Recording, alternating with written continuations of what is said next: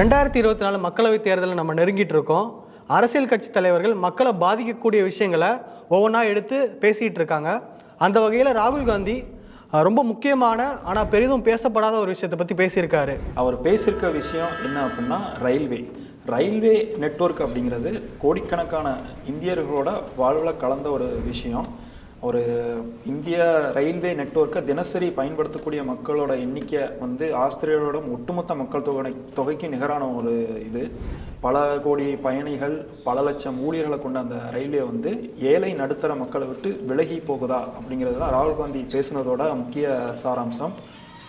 ஒரு பக்கம் ரயில் கட்டணங்கள் உயர்ந்துக்கிட்டே போகுது, அதேக்கேற்ற மாதிரி ஏழை மற்றும் நடுத்தர மக்கள் பயன்படுத்தக்கூடிய ரயில்கள் குறைஞ்சிக்கிட்டே வருது. அதுக்கு மாற்றாக பகட்டா இருக்கக்கூடிய ரயில்களை விட்டுட்டு அதுதான் ரயில்வே அப்படிங்கிற மாதிரி ஒன்றிய அரசு காட்டுது அப்படிங்கிறத சொல்லியிருக்காரு.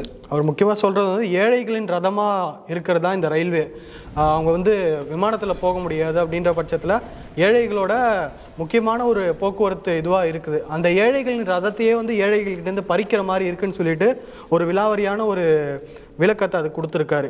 அவர் முக்கியமாக சொல்கிறது என்னென்னா, கடந்த ஒவ்வொரு வருஷமும் 10% கட்டணம் உயர்ந்துக்கிட்டே இருக்குது. அது மட்டும் இல்லாமல் நிறைய ட்ரெயின்ஸில் இப்போ டைனாமிக் ஃபேர் அப்படின்ற மாதிரி அந்த விமானங்களில் இருக்கக்கூடிய அந்த ஒரு டிமாண்டு பொறுத்து அந்த டிக்கெட்டோட கட்டணம் இப்போது அதிகபட்சமான ஃபுல் டிக்கெட்ஸ் இருக்கிறப்போ ஒரு ப்ரைஸு, அது குறைஞ்சிட்டே வர டிக்கெட் ப்ரைஸும் ஏறும் அப்படின்ற மாதிரி அந்த டைனாமிக் ப்ரைஸிங்கில் கொள்ளையடிக்கிறாங்க. அது இல்லாமல் கேன்சலேஷன் சார்ஜ், ஒரு டிக்கெட்டை கேன்சல் பண்ணுறப்போ அதை பிடித்தம் செய்கிற அமௌண்ட்டை போக போக அது உயர்ந்துக்கிட்டே இருக்குது. அது மட்டும் இல்லாமல் பிளாட்ஃபார்ம் டிக்கெட்டுமே அதிக விலைக்கு கொடுத்துட்ருக்காங்க அப்படின்ற மாதிரி ஏழைகள் பயன்படுத்துறதுக்கு எந்த அளவுக்கு ஈஸியாக இருக்கோ அதை குறைச்சிக்கிட்டே வராங்க அப்படின்ற மாதிரியான ஒரு குற்றச்சாட்டை முன் வச்சிருக்காரு. அவர் சொல்லியிருக்க ஒரு முக்கியமான விஷயம் மூத்த குடிமக்களுக்குன்னு ஒரு கட்டண சலுகை இருந்தது ரயில்வேல. இப்போ அதை முற்றிலுமாக நீக்கிட்டாங்க. பலர் அதை தொடர்பான கோரிக்கை விடுத்தும் அது நம்ம கொண்டு வர முடியாத ஒன்று அப்படின்னு ரயில்வே அமைச்சரே நாடாளுமன்றத்தை சொல்லியிருக்காரு. இந்த மூத்த குடிமக்களுக்கான சலுகை கட்டணத்தை பறிச்சது மூலமாக ஒன்றிய அரசுக்கு கடந்த 3 வருஷத்தில் 3700 கோடி ரூபாய் அவங்களுக்கு வருவாயாக கிடச்சிருக்கு. இன்னொன்று, இந்த மாதிரி எளிய மக்களுக்கான ரயிலை விட்டுட்டு விளம்பரத்துக்கான ரயில்களை அரசு இயக்குது அப்படிங்கிறத அவர் சொல்லியிருக்காரு. அவர் சொல்றது இப்போ குறிப்பாக வந்தே பாரத் ரயில்களை தான் குறி வச்சு அவர் பேசியிருக்காரு. வந்தே பாரத் தொடங்குதுலேருந்து இப்போ கிட்டத்தட்ட ஒரு 50 வந்தே பாரத் ரயில்கள் மேலே இயங்கிட்டு இருக்குது இந்தியா ஃபுல்லாக. அவர் சொல்கிறது என்னென்னா, இந்த மாதிரி பகட்டான ஒரு எலைட் ரயில்களை இயக்கிட்டு அதில் ஏழை மக்கள், எளிய மக்கள் பயன்பெற முடியாத ரயில்களை இயக்கிட்டு அது ஒரு அவங்களோட பெருமையாக சொல்லிக்கிறது ஒரு மாதிரி முரணாக இருக்குது அப்படின்ற மாதிரி சொல்லியிருக்காரு. இந்த வந்தே பாரத் கூட அதிவேகமான ரயில் கூட நம்ம சொல்ல முடியாது. ஏற்கனவே இந்தியாவில் இதுக்கு முன்னாடி ஓடிக்கிட்டு இருந்த ரயில்களோட வேகத்தை ஒப்பிடும்போது இது கொஞ்சம் சற்று அதிகம். ஆனால் அதில் இருக்கக்கூடிய வசதிகளுக்கு தான் அந்த காஸ்ட், டிக்கெட் அதிக கட்டணமாக இருக்குது அப்படிங்கிறது வேகத்தை நீங்கள் கம்பேர் பண்ணிங்கன்னா நிறைய ட்ரெயின்ஸோட இப்போ கோயம்புத்தூர்லேருந்து பெங்களூர் கம்பேர் பண்ணிங்கன்னா அதில் போயிட்டுருக்க டெய்லி போகிற ஒரு எக்ஸ்பிரஸ் ட்ரெயினுக்கும் இதுக்கும் எவ்வளோ வித்தியாசம் இருக்குன்னா ஒரு 1/4 மணி நேரம் வித்தியாசம் தான் இருக்கும். அந்த வேகம்ன்றதும் அந்த அளவுக்கான தண்டவாளங்கள் அந்த அளவுக்கு மெருகேற்றப்படலை நம்மளதில். அப்படி இருக்கும்போது ஜஸ்ட் அந்த வசதிகள் அது பணக்காரர்களுக்கான ஒரு வசதியை கொண்ட ஒரு ட்ரெயினை விட்டுட்டு அதை ஒட்டுமொத்த இந்தியர்களுக்குமான ஒரு ட்ரெயினாக ப்ரொஜெக்ட் பண்ணுறது எந்த அளவுக்கு நியாயம் அப்படின்ற மாதிரி கேட்டிருக்காரு. அப்புறம் அந்த பொதுப்பெட்டிகள், அதாவது சாதாரண ரயில்களுக்கான பொதுப்பெட்டி தயாரிக்கிறத விட 3 மடங்கு அதிகமாக ஏசி பெட்டிகள் தான் தயாரிக்கப்படுது. அதாவது ஒரு சாதாரண ஒரு சூப்பர் ஃபாஸ்ட் ட்ரெயின்லேயே பொதுப்பெட்டிகளோட எண்ணிக்கையை கம்மி பண்ணிட்டு அதை ஏசி பெட்டிகளாக மாற்றக்கூடிய நிகழ்வுகளும் சமீபத்தில் நிறைய இடத்துல நடந்துடுது. ஸோ இந்த மாதிரி பண்ணுறது மூலமாகவும் ரயில்வே கூடுதல் வருவாய் அவங்களுக்கு கிடைக்குது. அதே நேரத்தில் சாமானியர்கள் அந்த ரயில்களை அணுகிறதுக்கான வாய்ப்பு கம்மியாக இருக்குது அப்படின்னு சொல்கிறாங்க. இந்திய ரயில்வேக்கு லாபம் ஈட்டக்கூடிய ஒரே ஒரு பெட்டி தேர்ட் ஏசி அப்படின்ற படக்கூடிய பெட்டி தான் அவங்களுக்கு லாபம் ஈட்டி தரக்கூடிய ஒரு பெட்டியாக இருக்குது. அதனால் இப்போ கரண்ட்டாக 2 டைப் ஆஃப் ட்ரெயின் கோச்சஸ் இருக்குது. ஐசிஎஃப்னு சொல்லிட்டு ஐசிஎஃப் இப்போ லைட் சாண்டில் கலர் இருக்க கோச்சஸ், இப்போ ரெட் கலர் எல்ஹெச்பி கோச்சஸ்ன்னு சொல்லிட்டு அது தரம் உயர்த்தப்படுறது எல்ஹெச்பி கோச்சஸ். அந்த எல்ஹெச்பி கோச்சஸ்க்கு எந்தெந்த ட்ரெயின்லாம் மாறுதோ அதெல்லாம் ஜென்ரல் கோச்சஸ் குறைக்கப்பட்டு ஏசி கோச்சஸ் அதிகப்படுத்தப்படும். அதுதான் கடந்த பல ஆண்டுகள், ஒரு 5 ஆண்டுகளாக அந்த நிலை நீடிச்சிட்டு இருக்கு. இப்போ பாண்டியன், வைகை அந்த மாதிரியானது பல ஜென்ரல் பெட்டிகள்லேருந்து குறைஞ்சி ஏசி பெட்டிகள் வந்து அதிகமாயிட்டு வர்றது வந்து நம்ம கண்கூட பார்த்துட்ருக்கோம். ஸோ இப்படியாக நாட்டில் வந்து 80% ஏழை சாமானிய மக்களை மறந்துட்டு பணக்காரர்களுக்கு மட்டுமே வந்து மனதில் வைத்து இந்த ரயில் சேவை வந்து அந்த ரயில் கொள்கைகள் வந்து வகுக்கப்படுகிறது அப்படின்னும் ராகுல் காந்தி சொல்லியிருக்காரு. அப்பார்ட் ஃப்ரம் ராகுல் காந்தி குற்றச்சாட்டை முற்றிலுமாக இதை வந்து மறுக்கவும் முடியாது. ஏன்னா ரயில்வேயோட சமீபத்திய ஆண்டுகள் செயல்பாடு எல்லாமே அவர் வந்து சொன்னதில் வந்து கிட்டத்தட்ட சரியாக இருக்குது. சாதாரண ரயில்கள் வந்து கொரோனாவுக்கு அப்புறம் வந்து சாதாரண ஓடிக்கிட்டு இருந்த பேசஞ்சர்ஸ் வந்து சிறப்பு ரயில்கள் மாற்றி வந்து கட்டணத்தை டபுள் மடங்கு ஆக்கி ஓட்டுனாங்க. கொரோனா அதோட தாக்கம் குறைஞ்சும் அந்த விலைன்றது வந்து கிட்டத்தட்ட வந்து 2 வருஷம் 3 வருஷமாக வாங்கிட்டு இருந்தாங்க. இப்போ தான் வந்து அந்த விலைகளை வந்து கொரோனாக்கு முந்தைய விலை இருந்த நிலைக்கு வந்து எடுத்துகிட்டு போயிருக்காங்க அப்படின்னு போயிருக்காங்க. ஸோ இது மட்டும் இல்லாமல் தமிழ்நாட்டுக்கு குறிப்பாக வந்து தமிழ்நாட்டுக்குள்ளே இயங்கக்கூடிய ரயில்கள் வந்து எப்போவுமே இந்த ஒரு புகார் வந்து இருந்துக்கிட்டே இருக்கும். வட மாநிலங்கள் ஒப்பிடும்போது தென் மாநிலங்களுக்கான ரயில்வே நிதி ஒதுக்கீடும் குறைவு அப்படின்னு சொல்லப்படும். ஏன்னா முன்னாடி வந்து ரயில்வே பட்ஜெட்டுன்னு தனியாக தாக்கல் பண்ணிட்டு இருந்தாங்க. அப்போ வந்து நாடு முழுவதும் என்னென்ன மாதிரியான புது சேவைகள் அறிமுகப்படுத்துகிறது, என்னென்ன மண்டலங்களுக்கு எவ்வளவு நிதி ஒதுக்கீடு, எவ்வளவு வழித்தடம் வந்து புதுசாக தொடங்குகிறோம், என்னென்ன அதாவது ரயில்வே வந்து லாபமாக கொண்டு போகிறதுக்கு என்னென்ன திட்டங்கள் ரயில்வே வசம் இருக்குது அப்படிங்கிறது வந்து அந்த பட்ஜெட்டில் வந்து விலாவரியாக வந்து சொல்லியிருப்பாங்க. ஆனால் இப்போ பாஜக அரசு வந்து ரயில்வே பட்ஜெட் வந்து நிதி பட்ஜெட் சேர்த்ததுனால ஒரே பட்ஜெட் ஆக்கிட்டாங்க. அதனால வெறும் எவ்வளவு ரயில்வேக்கு எவ்வளவு நிதி ஒதுக்கீடு மட்டும்தான் வந்து பார்லிமெண்ட்ல சொல்றாங்க. மற்றது எல்லாமே ரயில்வே துறையில இருந்து மற்ற மண்டலங்களுக்கு வந்து பிரிச்சு கொடுக்குற நிதி உள்ளிட்ட திட்டங்களுக்கான நிதி எல்லாமே வந்து ரயில்வே அமைச்சகம் வந்து தனியாக அதை வந்து ஒரு ப்ரெஸ் ரிலீஸ் மாதிரி கொடுக்குறாங்க. ஸோ இதில் வந்து நீண்ட காலமாக இருக்கக்கூடிய குற்றச்சாட்டு வந்து தமிழ்நாட்டுக்கான திட்டங்களுக்கான நிதி வந்து குறைத்து வழங்கப்படுதல், திட்டங்களுமே வந்து குறையத்தான் வந்து வழங்கப்படுது.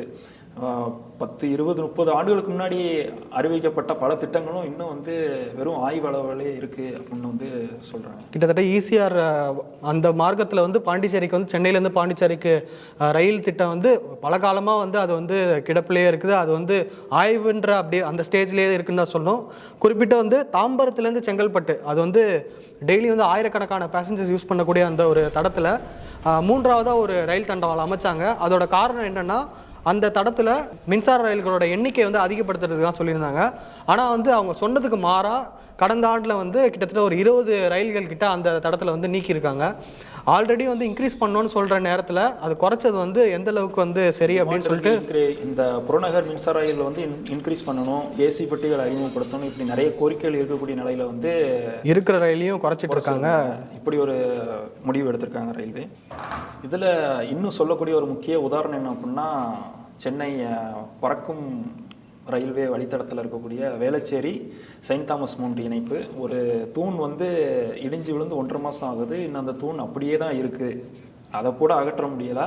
ஸோ இந்த திட்டம் இன்னும் ஒரு 20-30 வருஷம் இழுக்கும் அப்படின்ட்டு வந்து நிறைய பேர் அந்த பகுதியில் வந்து சொல்கிறாங்க. அந்த தூண் இடிஞ்சு விழுந்ததுலேருந்து வாரம் வந்து நீங்கள் வந்து ட்விட்டரில் வந்து கண்டிப்பாக பார்க்கலாம். இந்த மாதிரி வந்து இடிஞ்சு விழுந்து இன்னும் அகற்றாமல் இருக்கீங்க அப்படின்ட்டு. அது வந்து சதர்ன் ரயில்வேஸ் கண்ணுக்கு போயுமே வந்து நடவடிக்கை எடுக்காமல் இருக்காங்களா அப்படின்ற கேள்வி தான் நமக்கு எழுது. ரயில்வே வந்து 3 வழியில் வந்து அவங்க வந்து வருவாய் ஈட்டுறாங்க. சரக்கு ரயில் சேவை, பயணிகள் ரயில் சேவை மற்றும் இந்த கேட்டரிங் சுற்றுலா அந்த வழியில் வந்து அந்த வழியில் அந்த 3 வழியில் வந்து அவங்களுக்கு வந்து வருவாய் வருது. கடைசியாக 2022-23 நிதியாண்டில் வந்து 2.4 லட்சம் கோடி வந்து வருவாய் ஈட்டிருக்காங்க. இதில் வந்து சரக்கு மூலமாக 1.62 கோடியும் பயணிகள் ரயில் மூலமாக 60,000 கோடியும் அவங்க வந்து ஈட்டிருக்காங்க. இப்போ கடைசியாக நம்ம 2024-25 பட்ஜெட்டில் வந்து ரயில்வேக்கு வந்து 2.55 லட்சம் கோடி வந்து நிதி ஒதுக்கீடு பண்ணியிருக்காங்க. இது வந்து கிட்டத்தட்ட வந்து உங்களுக்கு லாபகரமான ஒரு இயராக தான் இருந்திருக்கு. 98% வந்து அந்த வருமானத்தில் 98% வந்து செலவு பண்ணியிருக்காங்க. கிட்டத்தட்ட வந்து ஒரு 1.5% வந்து அவங்களுக்கு வந்து லாபமாக இருந்திருக்கு.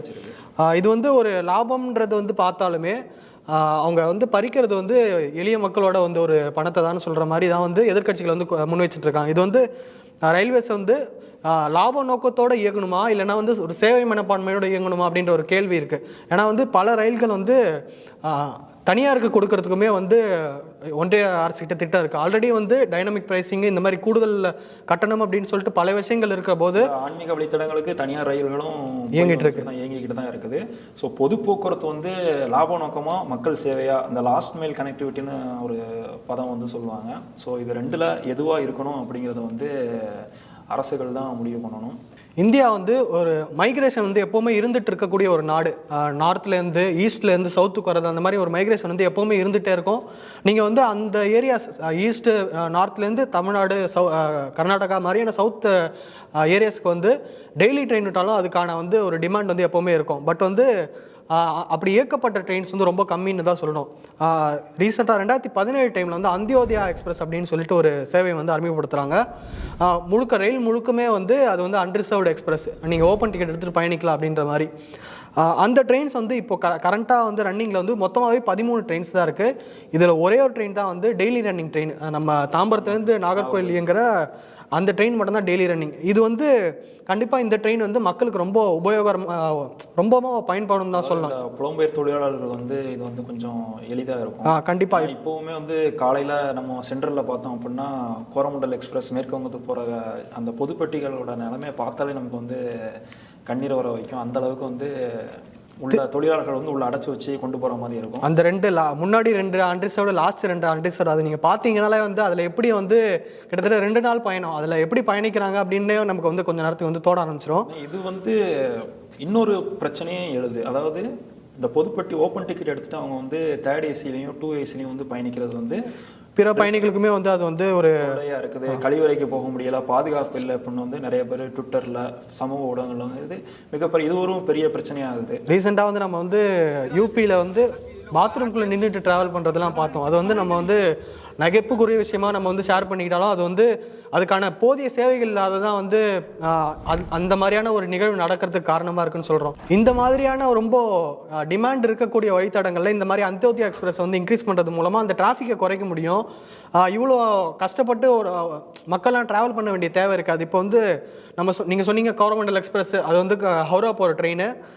அந்த மாதிரி அந்தியோதயா எக்ஸ்பிரஸ் வந்து ஒன்று தான் இயங்குது வாரத்துக்கு. தாம்பரத்துலேருந்து சாந்திராகாஜின்னு சொல்கிற அந்த ஹவுரா எக்ஸ்பிரஸ் ஒரு ட்ரெயின் தான் இயங்குது. அந்த மாதிரி ட்ரெயினை வந்து சர்வீஸ் இன்க்ரீஸ் பண்ணுறது மூலமாக அந்த மக்களுக்கு வந்து நீங்கள் ஏழைகளை மனசில் வச்சு நீங்கள் வந்து செயல்படுறதா அப்படின்னு ராகுல் காந்தி சொல்கிறது வந்து இங்கே வந்து ரொம்ப நிரூபணமாகுதுன்ட்டு தான் சொல்லணும். இதுதான் அந்த பாயிண்ட் வந்து நமக்கு வருது, லாபமாக சேவையா அப்படின்ட்டு வருது. ஸோ லாபத்தை எதிர்பார்த்தா வந்து ரயில்வே வந்து இந்த அந்தியோதயா ரயில்களை வந்து இயக்க முடியாது. அவங்க சேவையாக பார்த்தா மட்டும்தான் அதை வந்து இயக்க முடியும்.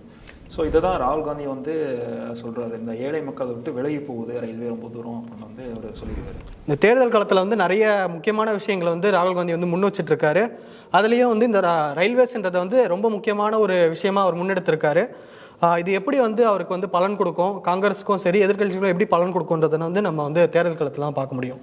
ஸோ இந்த மாதிரி ரயில்களோட எண்ணிக்கையை வந்து நம்ம அதிகப்படுத்தணும் அப்படின்னு ஒரு கோரிக்கை வைக்கும் போதே இந்த 2.74 லட்சம் காலி பணியிடங்கள் வந்து ரயில்வேல வந்து இருக்குது. இப்போ ரயில்களை எண்ணிக்கையோட அதிகப்படுத்தும் போது இந்த வேலைவாய்ப்புகளும் வந்து கணிசமான அளவில் வந்து நிரப்பப்படும். ஸோ இந்த 2.74 லட்சம்ல வந்து 1.7 லட்சம் வந்து பாதுகாப்பு தொடர்பான வந்து காலி பணியிடங்கள். அதாவது ஒரு ரயில் வந்து பாதுகாப்பான இயங்குவதற்காக என்னென்ன பிரிவுகள் இருக்கிறதோ அதில் வந்து காலி பணியிடங்கள் வந்து இவ்வளோ பேர் இருக்கிறது வந்து கவலைக்குரிய ஒரு விஷயம். ஏன்னா சமீபத்திய ஆண்டுகளில் வந்து பெருமளவில் வந்து சிறிய விபத்துலையும் சரி பெரிய விபத்துலையும் சரி பாதுகாப்பு குறைபாடு தான் அதுக்கு வந்து முக்கிய காரணமாக வந்து பார்க்கப்பட்டது. தண்டவாளங்கள் சேஃப்டியுமே வந்து அதுக்கான இப்போது கடந்த சில ஆண்டுகளாக தண்டவாளம் சேஃப்டியை பார்க்குறதுக்காக ஒதுக்கப்படுற ஃபண்ட்ஸ் வந்து நிறைய வந்து யூஸ் பண்ணாமலே வந்து திரும்பி அளிக்கப்படுது அப்படின்ற மாதிரியான குற்றச்சாட்டுகளும் வருது. இந்த ரயில் பெட்டிகள் அதிகரிக்கிறது மூலமாக வேலைவாய்ப்பும் ஒரு பக்கம் கிடைக்கும். இந்த மாதிரி பாதுகாப்பு துறையில் வந்து இந்த வேலைவாய்ப்புகள் காலியாக இருக்குன்றதே வந்து ஒரு அதிர்ச்சிக்குரிய விஷயம்தான். ஏன்னா வந்து நிறைய ரயில்கள் கடந்த ஆண்டு ஒடிசா ரயில் விபத்தும் சரி, நம்ம தினசரி நிறைய விபத்துகள் பார்க்குறோம். இந்த வேகன்சிஸை ஃபில் பண்ணுறது மூலமாக அந்த விபத்துகளும் குறையும் தான் சொல்லலாம். உடனுக்குடன் செய்திகளை தெரிந்து கொள்ள சன் நியூஸ் பெல் ஐகானை கிளிக் பண்ணுங்க.